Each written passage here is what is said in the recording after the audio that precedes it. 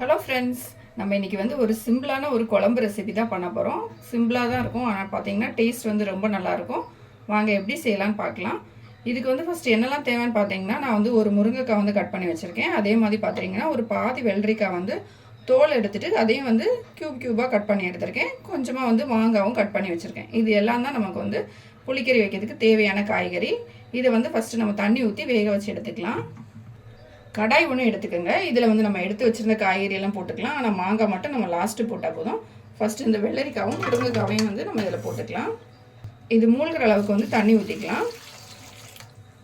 Stove on பண்ணிவிட்டு இதை வந்து வேக விட்டுடலாம். நம்ம இது வந்து நல்லா வேகட்டும். நம்ம இன்றைக்கி வந்து வெள்ளரிக்காவும் முருங்கைக்காவும் வச்சு இந்த புளிக்கறி பண்ணுறோம். நம்ம இதே இதில் வந்து உங்களுக்கு வந்து வெண்டைக்காய் மட்டும் வச்சு செய்யலாம். அதே மாதிரி கத்திரிக்காய் மட்டும் வச்சு செய்யலாம். எந்த காய்கறியுமே இல்லாத டைமில் நான் வந்து இந்த ஒரு மசாலா வந்து நம்ம அரைச்சி இதில் சேர்ப்போம். அந்த மசாலா மட்டும் அரைச்சுமே வெறுமனே நீங்கள் தாளித்து கொட்டி பண்ணிங்கன்னா கூட சூப்பராக இருக்கும். வெள்ளரிக்காவும் முருங்கைக்காவும் வேகிறதுக்குள்ளே நம்ம மசாலா வந்து ரெடி பண்ணிக்கலாம். இதுக்கு பார்த்தீங்கன்னா நான் வந்து அரை முடி தேங்காய் எடுத்திருக்கேன். ஒரு அரை டீஸ்பூன் அளவுக்கு மஞ்சத்தூள் எடுத்திருக்கேன். ஒரு 4 காஞ்ச மிளகா தான் எடுத்திருக்கேன். இதுக்கு நம்ம வந்து காஞ்ச மிளகா கம்மியாக சேர்த்தா போதும். அதுக்கப்புறமா 1 ஸ்பூன் அளவுக்கு ஜீரகம் எடுத்திருக்கேன். இது எல்லாத்தையுமே மிக்சியில் போட்டுட்டு நம்ம தண்ணி ஊற்றி ரொம்ப நைஸாக இல்லாமல் கொஞ்சம் நரன்னு அரைச்சி எடுத்துக்கலாம். மிக்சி ஜாரில் வந்து போட்டுக்கலாம் எல்லாத்தையுமே. காஞ்ச மிளகா வந்து கம்மியாகவே சேர்த்துக்கோங்க. ஏன்னா அதிகமாக சேர்க்கும் போது ஒரு மாதிரி ரெட் கலரில் ஆகிடும். அதனால் கம்மியாக சேர்த்துக்கோங்க. இப்போ எல்லாமே சேர்த்தாச்சு. இதில் வந்து நம்ம கொஞ்சமாக தண்ணி சேர்த்துக்கலாம். சேர்த்துட்டு கொஞ்சம் நரன்னு அரைச்சி எடுத்துகிட்டு வந்துடலாம். தேங்காய் வந்து அரைச்சி எடுத்துகிட்டு வந்துட்டேன். பார்த்தீங்கன்னா தெரியும், கொஞ்சம் நரன்னு அரைச்சி எடுத்துருக்கேன். இந்த மாதிரி அரைச்சி எடுத்துக்கோங்க. அப்போ தான் வந்து குழம்பு நல்லாயிருக்கும். வெள்ளரிக்காவும் முருங்கைக்காய் வந்து ஒரு 3/4 பங்கு வெந்தால் போதும். நம்ம இப்போ வந்து அரைச்சி வச்சுருந்த மசாலா வந்து இதில் ஊற்றிக்கலாம். அந்த ஜார்லேயே பார்த்தீங்கன்னா ஒரு 1/2 கிளாஸ் அளவுக்கு தண்ணி சேர்த்துருக்கேன். அதையும் இது கூட நம்ம ஊற்றிக்கலாம். எல்லாத்தையும் மிக்ஸ் பண்ணி விட்டுடலாம். இதில் வந்து ரொம்ப தண்ணி சேர்க்க வேண்டாம். புளிக்கறி வந்து கொஞ்சம் திக்காக தான் இருக்கணும். இப்போ இதில் பார்த்தீங்கன்னா ஒரு சின்ன துண்டு புளி தான் ஊற வச்சுருக்கேன். அதை நம்ம இதில் சேர்த்துக்கலாம். நம்ம இதில் வந்து மாங்காய்லாம் சேர்க்க போகிறோம். அதனால் புளி வந்து கொஞ்சம் அதிகமாக வேண்டாம், கம்மியாகவே சேர்த்துக்கலாம். குழம்புக்கு தேவையான உப்பு சேர்த்துக்கலாம். எல்லாத்தையும் நல்லா மிக்ஸ் பண்ணி விட்டுடலாம். இது வந்து நல்லா கொதிக்கணும். இது பார்த்திங்கன்னா இந்த அளவுக்கு திக்காக இருக்கணும், ரொம்ப தண்ணி சேர்க்க வேண்டாம். குழம்பு பார்த்திங்கன்னா லைட்டாக கொதித்து மேலே இந்த மாதிரி நுர வர ஆரம்பித்த பிறகு நம்ம கட் பண்ணி வச்சுருந்த மாங்காய் வந்து இதில் போட்டுக்கலாம்.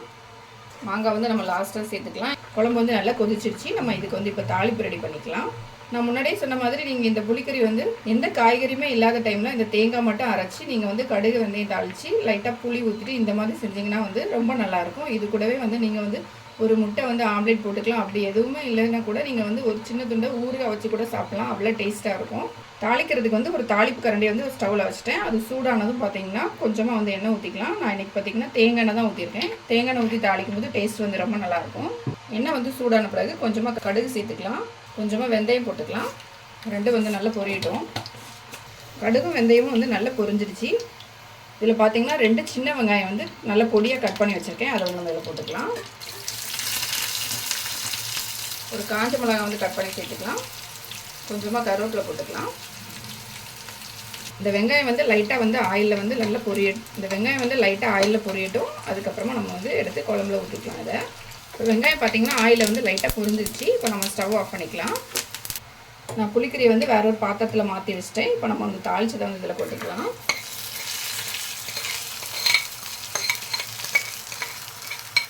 அவ்வளோதாங்க, நம்மளோட டேஸ்ட்டான புளிக்கறி வந்து ரெடி ஆயிடுச்சு. எப்படி ஒரு சிம்பிளான ஒரு குழம்பு ரெசிபி பண்ணலாம் அப்படிங்கிறத பார்த்தோம். இதை வந்து கண்டிப்பாக ட்ரை பண்ணி பாருங்கள், ரொம்ப டேஸ்ட்டாக இருக்கும்.